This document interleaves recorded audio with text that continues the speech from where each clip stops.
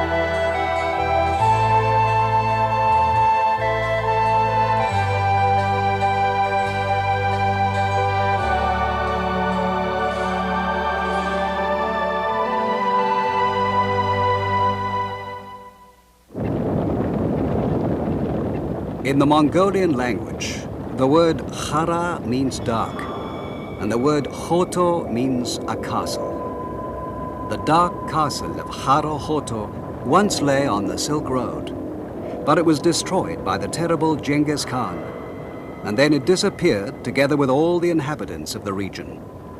The people were called Tangut, and the kingdom where they lived was called Xixia.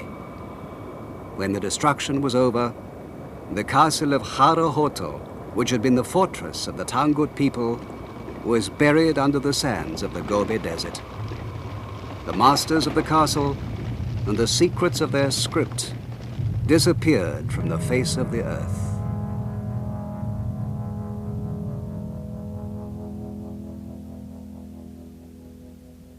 Our journey to Karakhoto started at Jiuchang, an oasis on the Silk Road near the Chilean mountains.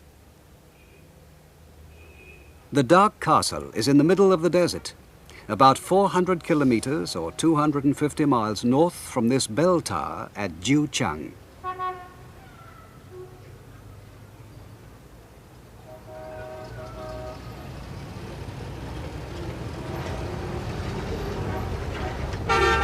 The Chinese-Japanese expedition set out for the north at the beginning of April. In Mongolian, the word Gobi means a stony wilderness. The Silk Road is mostly through wilderness, but the part between the Chilean mountains and the Mongolian plateau is the longest stretch of actual desert. The first person to look for Karakhoto in this wilderness was the Russian Kozlov at the beginning of the 20th century. He had heard stories about a lost city in the middle of the desert, and he believed there might be something in them. Other explorers to search for Karakhoto included Hedin, a Swede, Stein, an Englishman, and Warner, an American art historian. But 50 years have passed since the last of these set foot here.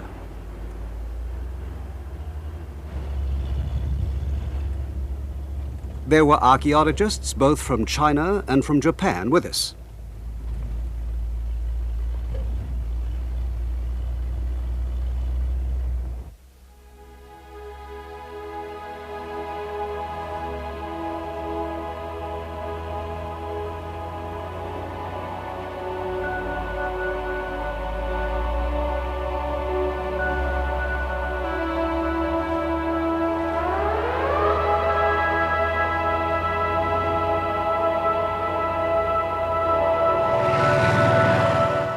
The archaeologists noticed earthworks we were passing that were the ruins of signal towers built in Han times, about 2,000 years ago.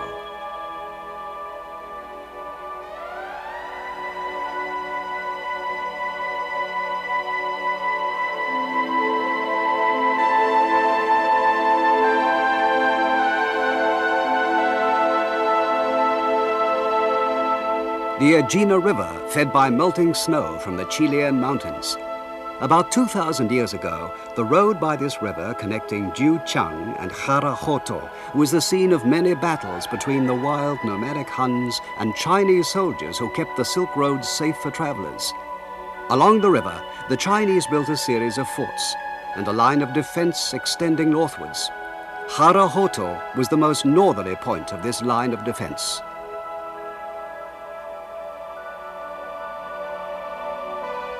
These statues of mounted soldiers and horse-drawn chariots were excavated near Jiuqiang, and they represent members of the Chinese army. The frontier soldiers in those days were a mixed lot. Conscripts, settlers recruited from the interior of China, and even convicts all helped to guard this distant frontier.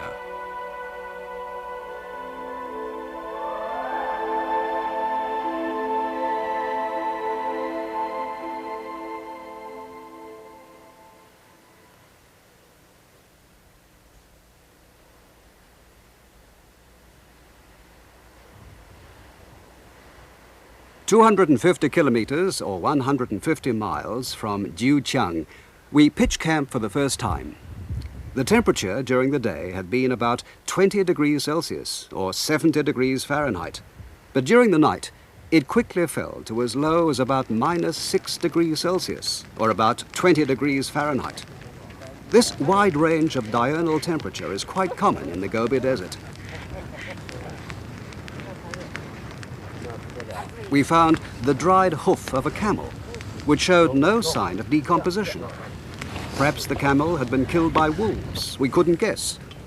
In this area, the only rainfall is only about 37 millimeters, or 1.5 inches, and evaporation would easily dry out 100 times this amount.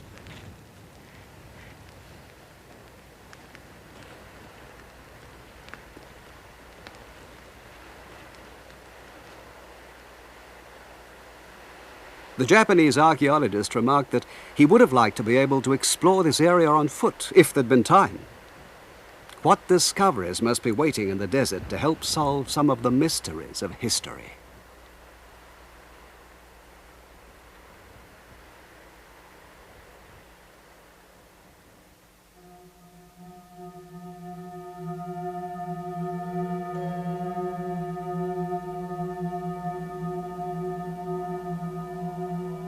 A Buddhist picture excavated at Karakhoto by Kozlov at the beginning of the century is now in the Hermitage Museum in the Soviet Union.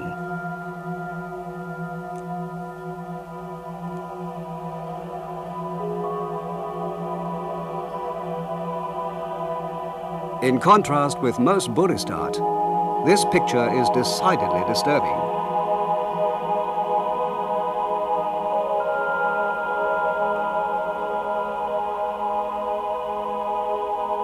The Tangut people who founded the kingdom of Xixia and who painted this picture may have been of Tibetan origin.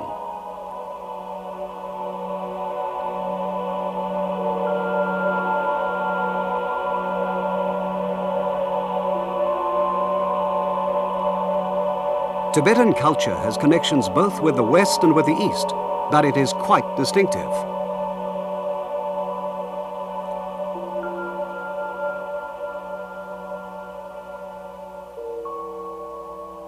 The people of Tangut had a script of their own based on Chinese characters and were Buddhists.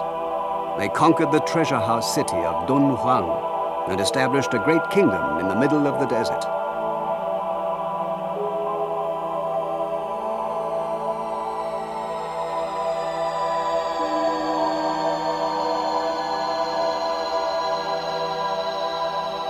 On the second day, about noon, we came to a strange place strewn with sharp black stones.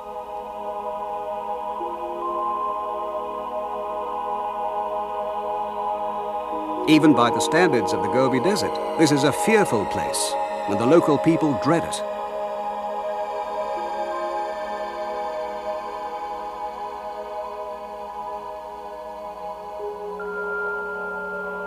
In the middle of the desert, Xixia prospered as a way station for east-west trade. However, this prosperity only lasted for about 200 years. In the 13th century, the city seems to have vanished. We have no idea what happened to the Tangut who ruled it, or of its inhabitants, or their descendants.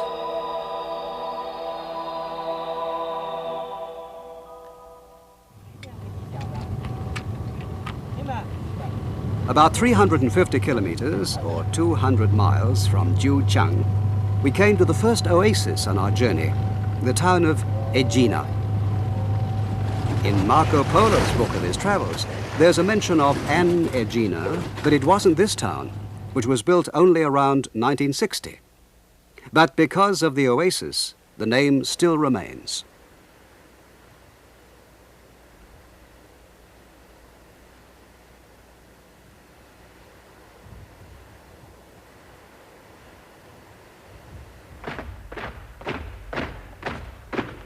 There's a garrison of the Chinese army stationed here to patrol the border. It's quite near the Mongolian border, and today, as in the past, it's China's main northerly line of defense.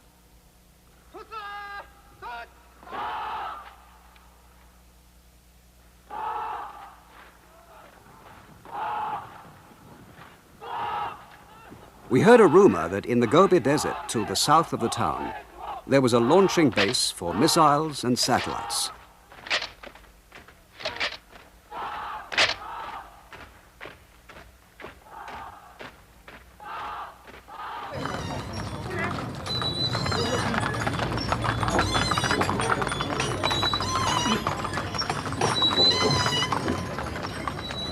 At midday, the oasis is busy with people going home for lunch.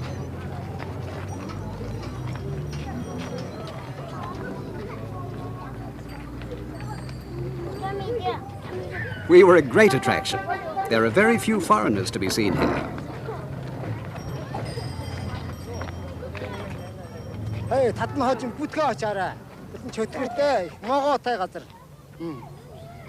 Many people tried to persuade us not to go on. They knew all about Karakhoto and wouldn't dream of going there. They said there was no water, the terrible things that happened there in the past, and might well happen again. They thought we were fools for wanting to go to such a place.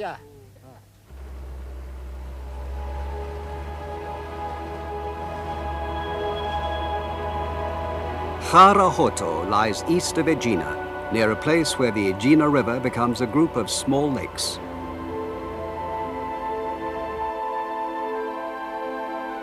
One of these small lakes, Tiene, provides water and grazing for the Mongolians' camels.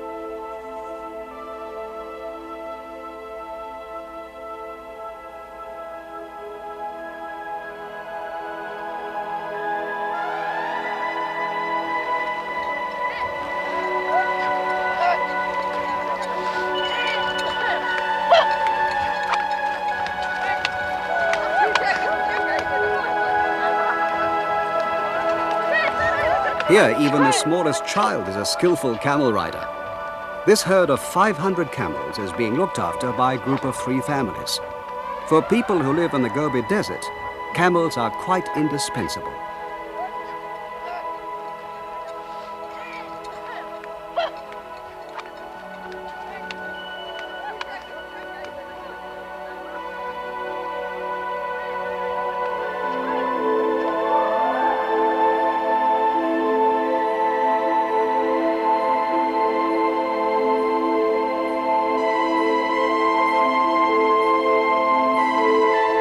According to the Han histories, there was once a big lake here, like an inland sea.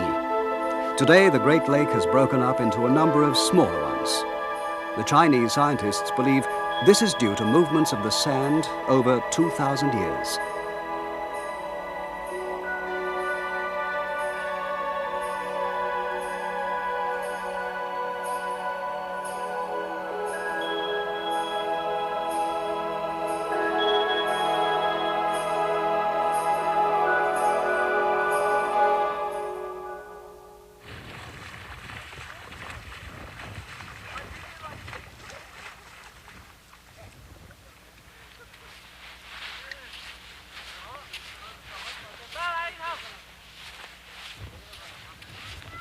At the edge of the lake, we came across a community tent belonging to people from the Tangut tribe.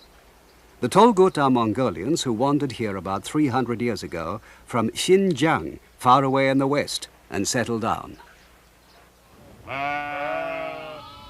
They raise goats, sheep and camels, and every 6 months they wander off in search of new pastures. When they find a good place, they rebuild their tents and settle down again. But they stay within an area about 500 kilometers across or 300 miles. This family looks after a flock of about 400 sheep and goats, but of these only about 40 actually belong to them. The others are communal property. The more stock they look after, the more they get paid. They make a kind of alcoholic drink from mare's milk called kumis. First, the milk is allowed to ferment, and then it's heated on a stove. Then a round wooden cylinder, hollow and open at both ends, is placed in the milk.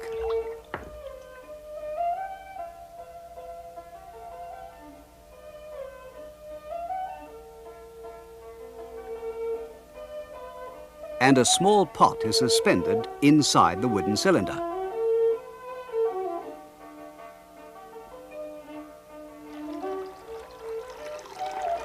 A second bowl is placed on top of the cylinder and filled with cold water.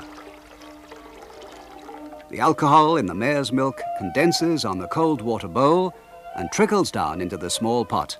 It's a form of still.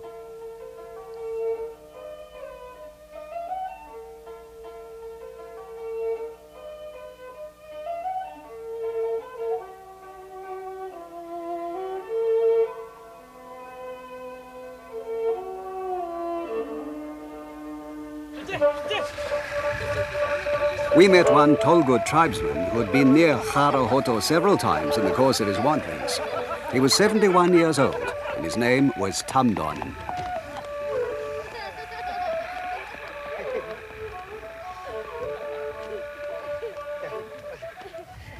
He agreed to act as our guide as long as he didn't actually have to enter the castle, but only approach it.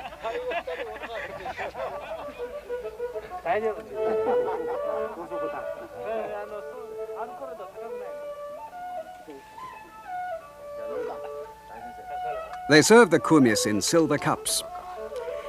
It tastes pretty rank, but we didn't want to hurt the old man's feelings.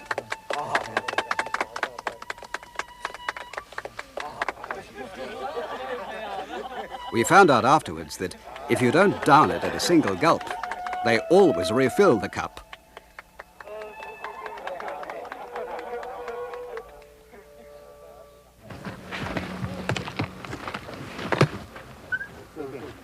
At the village of Nanborg, we borrowed 33 camels.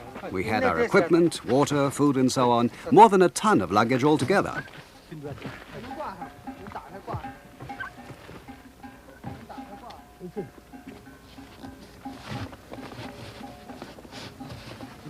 In addition to Tamdon, 5 more Mongols joined us. They would also be guides and would look after the camels.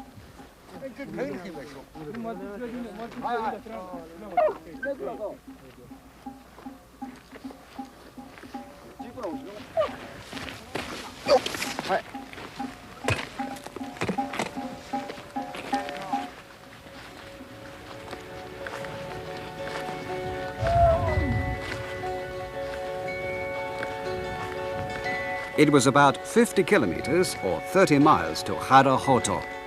And since camels usually travel at about 35 kilometers a day or 20 miles, it'd take us about a day and a half to get there.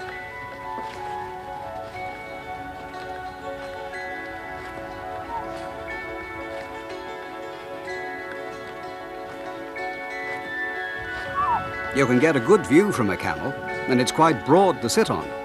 So our first experience of travel by camel seemed quite satisfactory at first.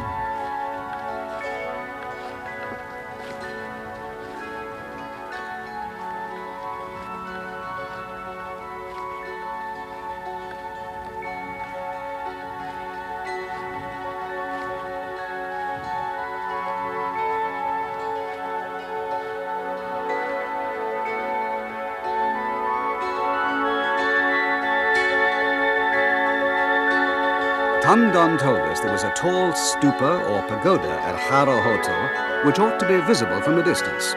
This would provide us with a landmark to aim at.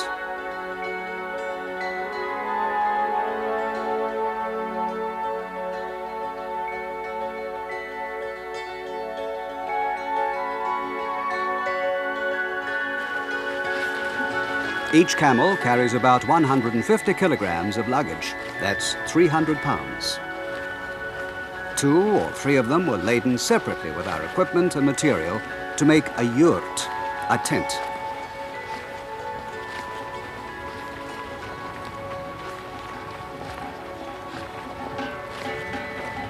Before us on this road had traveled the merchants of the Silk Road with their precious stones and fine stuffs. And more recently, Kozlov, Stein and Hardin, world-famous explorers.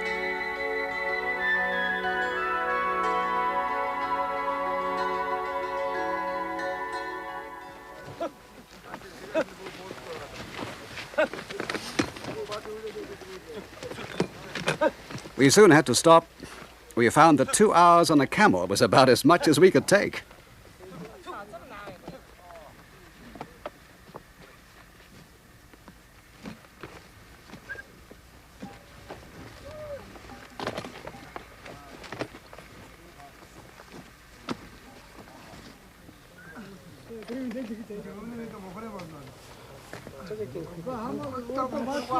The tents are like prefab houses. The basic structure is made of the wood of the tamarisk, a sort of willow that grows in the desert.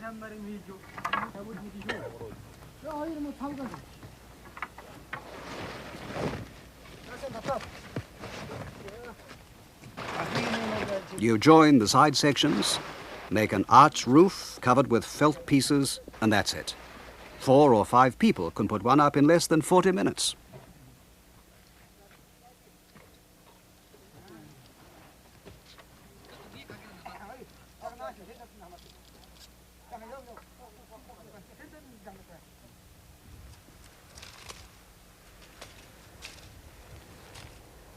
The camels eat anything, even the scrubby bush that grows in the desert. And there are records of camels going for as long as 72 days without water.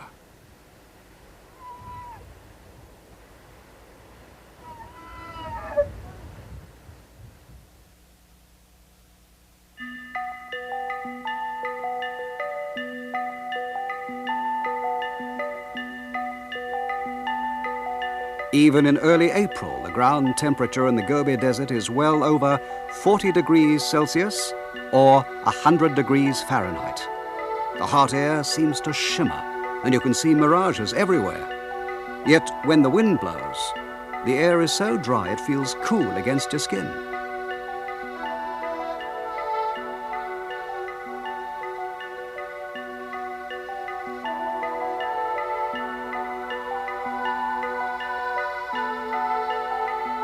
Between the dunes, you lose sight of what's ahead, and you can only tell your direction from the position of the sun and the shape of the dunes.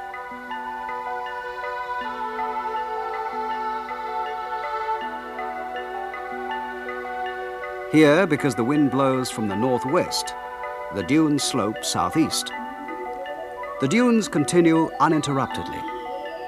This sort of terrain is very exhausting for camels, and in order not to strain them too much, Tamdon, the caravan master, kept their speed down to about 3 kilometers an hour, or 2 miles.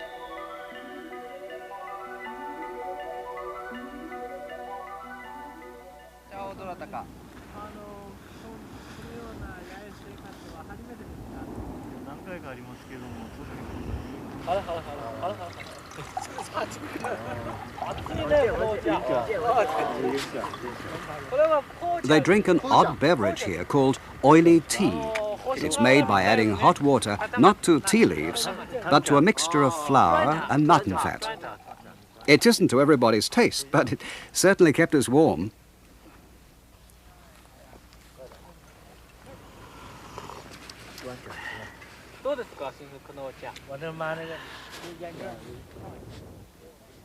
We checked our position. Since we knew that Karakhoto was at 41 degrees 45 minutes north and 101 degrees 5 minutes east, we could easily work out that there were only about another 10 kilometers to go. 35度33分のこれは0.4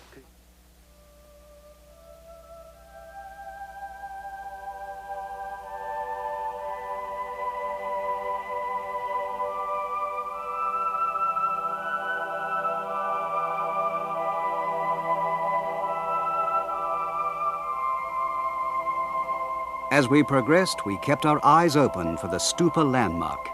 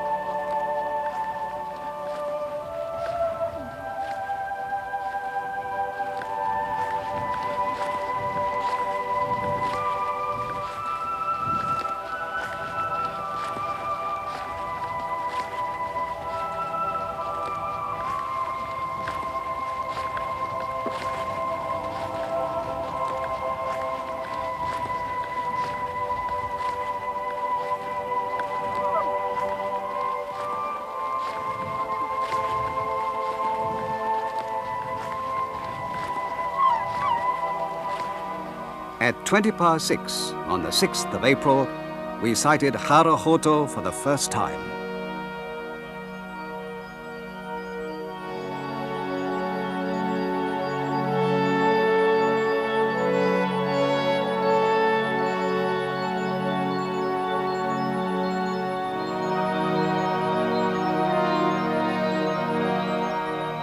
The silhouette of the stupa showed clearly against the darkening sky.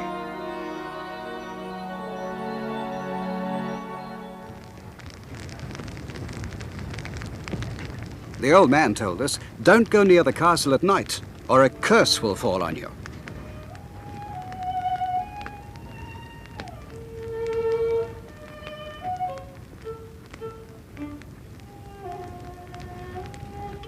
He sat playing a folk instrument, and he started to tell us the story of Karakhoto as it's been handed down from ancient times.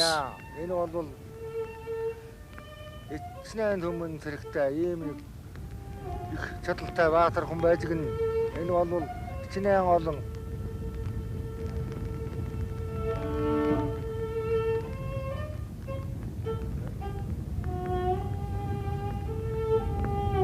их тариалантай эндээс аваад ингээс их хичнээн их өргөн тариалантай ийм нэг баян чарга хүн байж гэнэ. Энэ бол хичнээн төмөн зэрэгтэй ийм нэг хотыг эзэлсэн харав дэнжин гэдэг нэртэй халдартай ийм нэг хүн байж гэнэ. Энэ бол энийг зүрд нь энэ дайлдаж бараад хөсгөлдөхгүй ийм нэг сүхээ их баатар байж гэнэ. Энийг бол чинээс гарч ирж энийг бол баар савны яраалыг үджээ. Энэ бол хамгийн сүүл усаар нь хастаагаад энийг хэдэн төмөн тэрэг мартуулж ирж энэ бол усаар нь хатуулж энийг жаахан хүчтэй муудуулсан. Тангадаг нь тангаж өлсдөг нь өлсдөг гэсэн эцнээ нэг ард түмнийг ингэж сүйтгэсэн ийм тангадаг нь тангаж, өлсдөг нь өлсчих гэсэн эцнээ нэг ард түмнийг ингэж төвтгөлсөн ийм нэг хар жанжин гэдэг хүн байж гинэ. Энэ бол хотоор нь арга эцнээ хүнийг дүүргэж ингэж хотоор нь дүүрэн их чөтгөр босгосон ийм нэг хүн байж гинэ.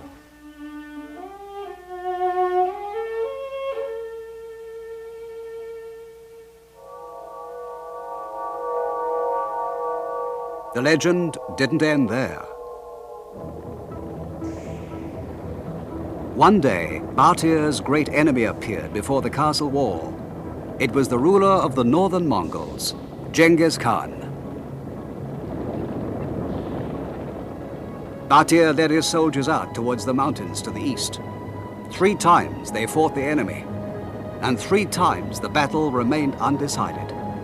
So, Batir returned to the castle and made ready for a siege.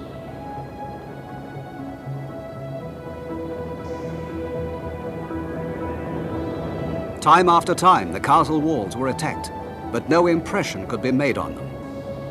Batir's soldiers broke up their millstones and made missiles of them to throw at the enemy. Many of the attacking Mongols were in confusion.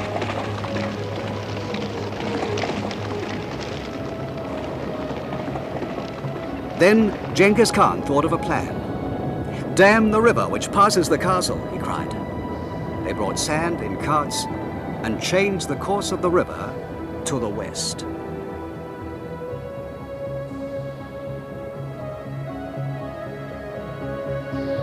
Seeing that his people were dying of thirst, Batir told them to dig a well inside the castle walls.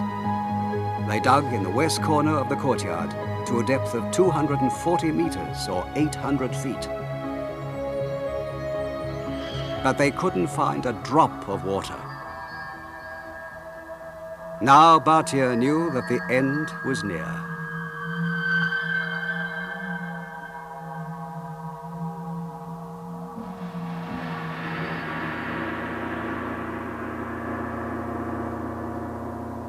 First, he threw all his treasures into the well. Then he killed his wife and all his children with his own hands, so they should not fall into the power of the enemy.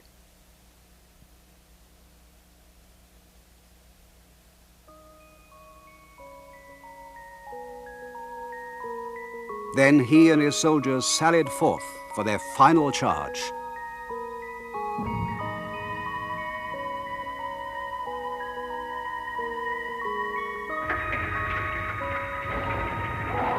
Still cursing his enemy, Batir now breathed his last.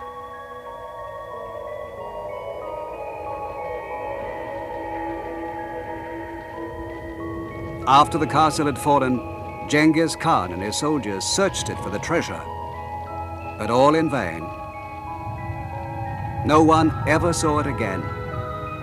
All they ever found was a big serpent with glittering scales, which people say was a malevolent spirit, the ghost of Batir.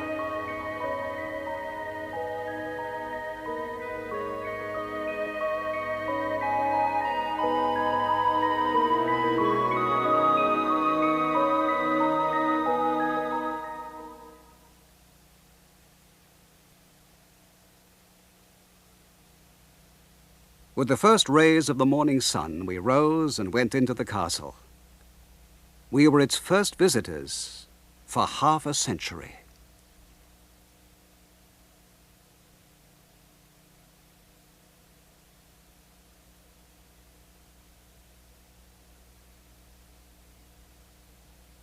It's shaped like an irregular square, 440 meters from east to west and 370 meters from north to south.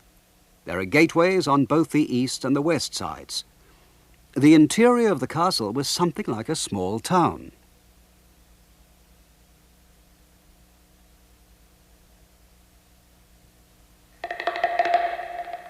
Everywhere you look, you can see traces of buildings, and there are ruins of large temples.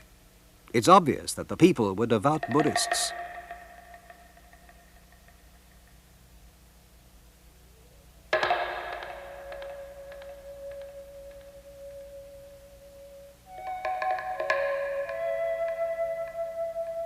The castle walls were 9 meters high, or 30 feet, built of rammed earth. If you stand on one of the ramparts, you're buffeted by the strong wind.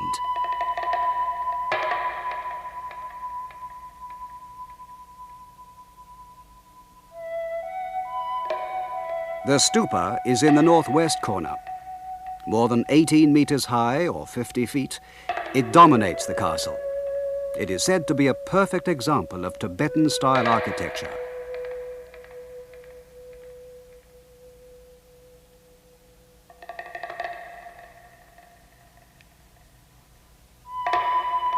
Outside the castle wall, on the eastern side, you can still see traces of a road. Heralded by the tinkling of the camel bells, many caravans must have passed along this road near the castle.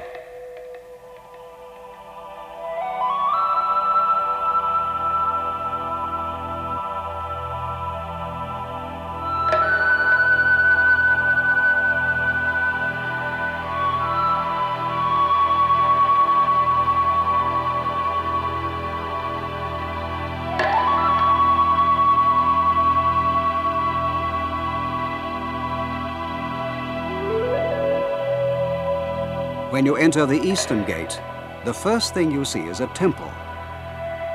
It's easy to imagine how priests and soldiers must have passed back and forth, greeting each other in their Xixia language.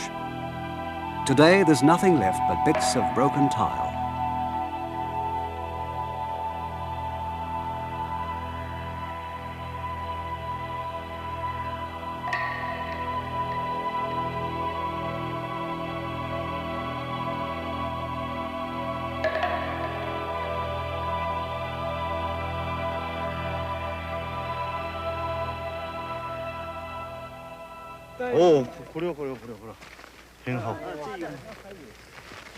The Japanese archaeologist who came with us was very excited.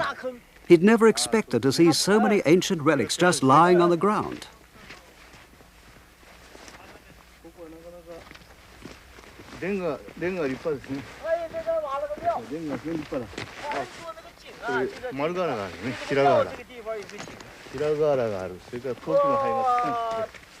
Among the rubble, there are many pieces of tile, some rounded roof tiles, others flat for use as flooring.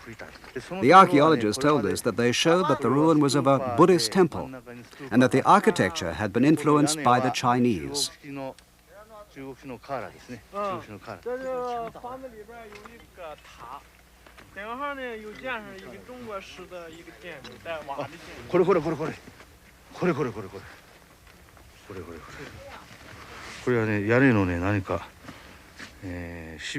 This green glazed piece was obviously part of a finial or ridge end.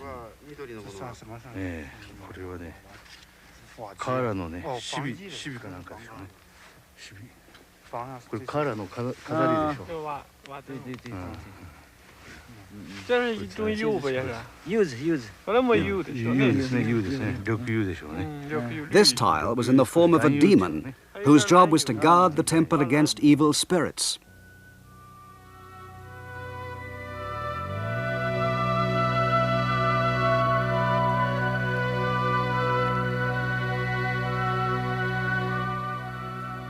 The temple, with its pottery tiles and ornamental Chinese-style roof, and with its white plastered walls, must have sparkled in the sunlight like a jewel. You can see other architectural influences at work as well as Chinese. Tangut, Uyghur, and many other tribesmen must all have lived together here.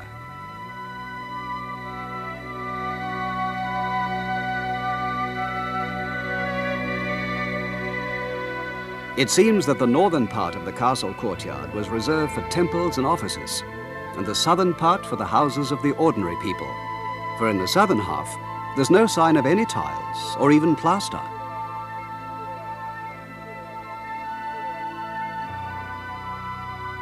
The space inside the ruins could have included a marketplace and a courtyard for the caravans of the traders.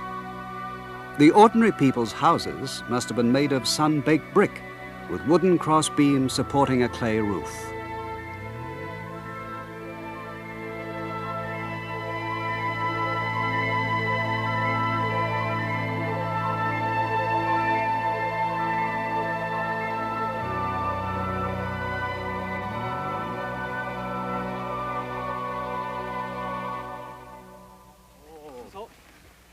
To everybody's surprise, we even found a fragment of silk. The archaeologist was overjoyed. It's silk, was all he could say.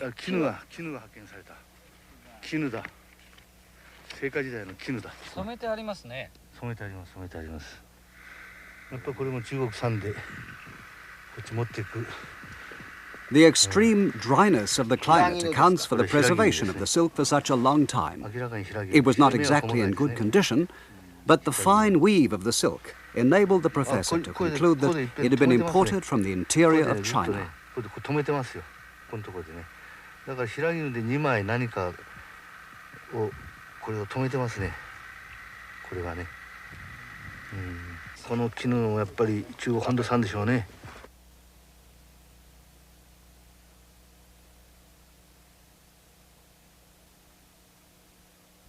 Wooden combs can often be dated more or less exactly by the shape of their curves.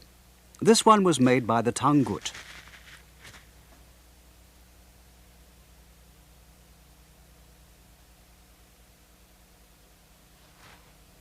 This heel-less cotton shoe was beautifully embroidered.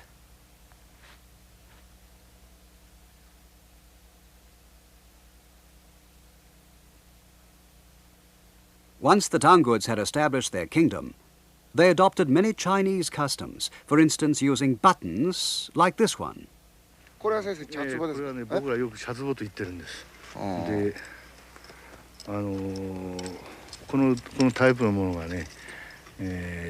Part of a tea jar was found inside the castle, and this interested the Japanese greatly.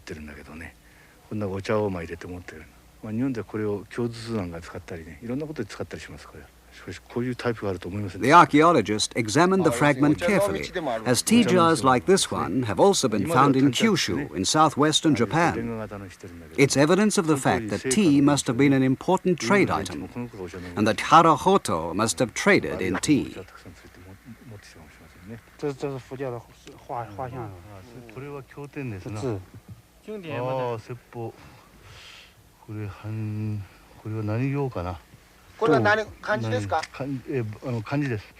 Buddhist scriptures have also been found, written in Chinese. Cultures of the East and of the West flourished side by side in Karakhoto.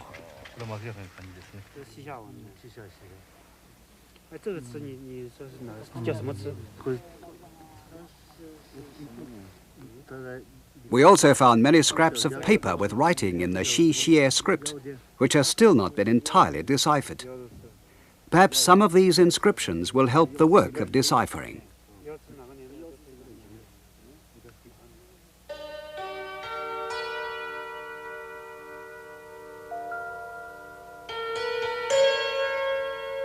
One of the puzzles of Karakhoto is that there was one building outside the castle walls. Judging by its shape, it seems to have been a mosque. But Xixia was a Buddhist country. What was a mosque doing here?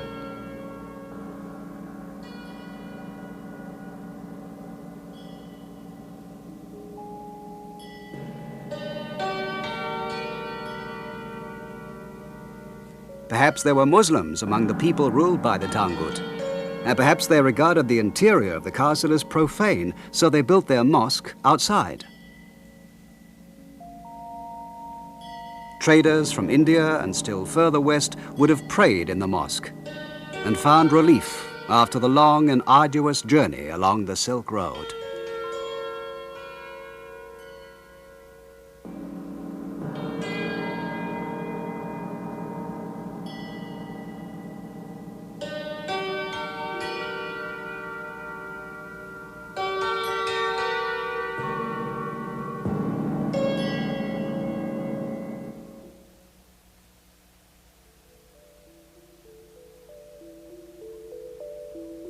But what made the most powerful impression on us was a discovery we made at the base of the northwestern stupa, a memorial tower about 2 meters high or 6 feet.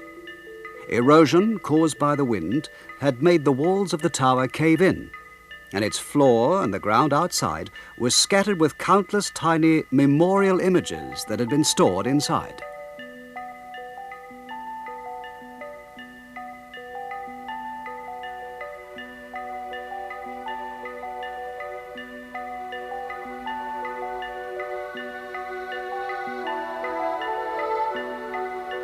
They'd been mass-produced in casts. They must have been bought by the Buddhists of Karakhoto and offered at the memorial tower in memory of the dead.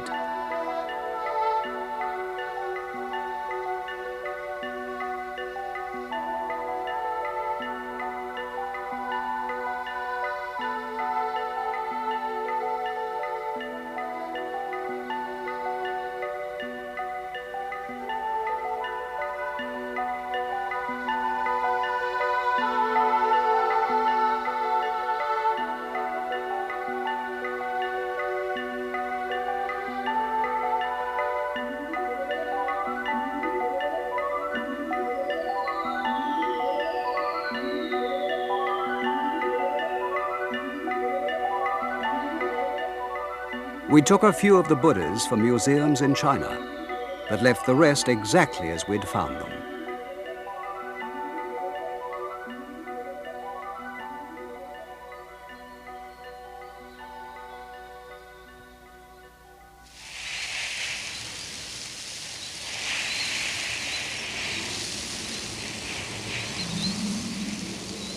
In the afternoons, a strong wind blows every day from the west.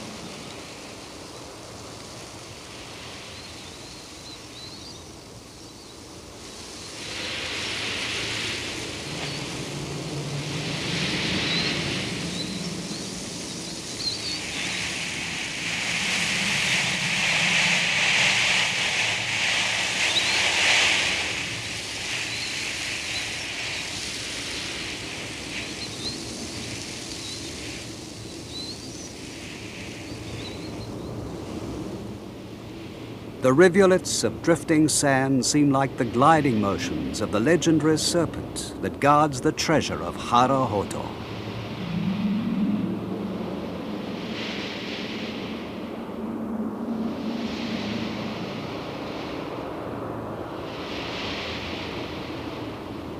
The old man, Tangut, and the other Mongols never once ventured inside the castle walls all the time we were there.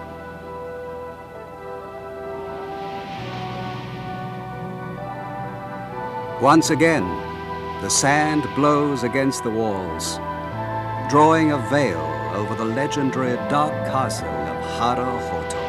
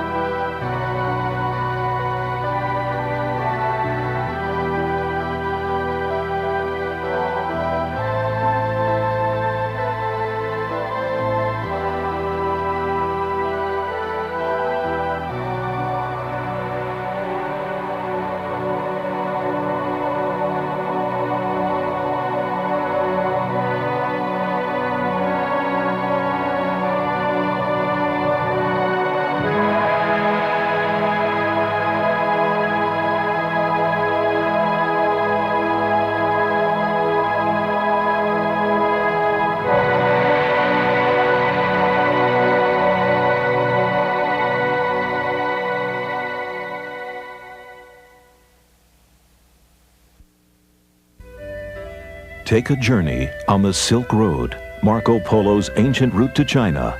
Produced at a cost of $50 million and requiring over 10 years to produce, the Silk Road video collection is comprised of separate adventures linking ancient and modern-day Asia. Broadcast to outstanding critical acclaim in over 25 countries, the Silk Road is now available on video for the first time. With the entrancing music of Gitaro as a backdrop, each of the episodes in the collection focuses on the history, art, and culture of one of the world's most inaccessible regions. In the glories of ancient Chang'an, you'll visit the starting point of the Silk Road, Chang'an, the world's largest city in the 7th century. You'll see the incredible clay army, buried for almost 2,000 years. The discovery of these 6,000 statues was an archaeological triumph, and the Silk Road crew were the first foreigners allowed to photograph it. Thrill at the sculptures deep in the world's largest tomb, and then enter China's most hallowed Buddhist temple. Examine the hidden underground murals of a legendary princess, and walk the only man-made object visible from outer space, the Great Wall of China. In 1,000 kilometers beyond the Yellow River, you'll cross the Yellow River in a goatskin raft. Gaze in awe at the same giant Buddha that Marco Polo saw 700 years ago. Look with amazement at the huge water wheels that irrigate miles of Chinese croplands, and visit the secret caves of Bingli Sea, never before photographed by a television crew. Then transverse the forbidden corridor between the mountains and the Gobi Desert, where the Huns battled the Chinese for control over the most prized horses in the world. In the art gallery in the desert, you'll tour the legendary Magao Caves at Dunhuang, over 500 caves filled with more than 3,000 murals and statues, dating back to the 4th century AD, an oasis of history located in the middle of the Gobi Desert. These incredible man-made caves are an architectural masterpiece and the dream of art scholars around the world. Now, you will be among the first Westerners to visit them, and you'll see for yourself why these artifacts are considered to be among the most priceless treasures on Earth. In the Dark Castle, you'll encounter a mysterious ghost castle situated in the Gobi Desert. These ruins are all that remain after Chingis Khan obliterated the legendary city of Karakhoto and exterminated the people that built it. After the Russian explorer Kozlov unearthed the castle, he took its incomparable treasures to the Russian art museum, the Hermitage. The castle, believed by the Chinese to be cursed, has not been entered for over 50 years until now. The castle stands near the Russian-Chinese border and is in a sensitive military zone normally closed to anyone but the Chinese army. You can only visit this region today via the Silk Road. The journey continues in search of the lost kingdom of Lulan, where you'll discover a lost kingdom which vanished into the sands of the desert. Join the first journey in half a century to seek these ruins. You'll uncover Silk Road relics that have been buried for over a millennium, and you'll unearth a mummy that's been preserved in a secret grave for over 2,000 years. The wind-carved rocks of the desert surround you at every turn.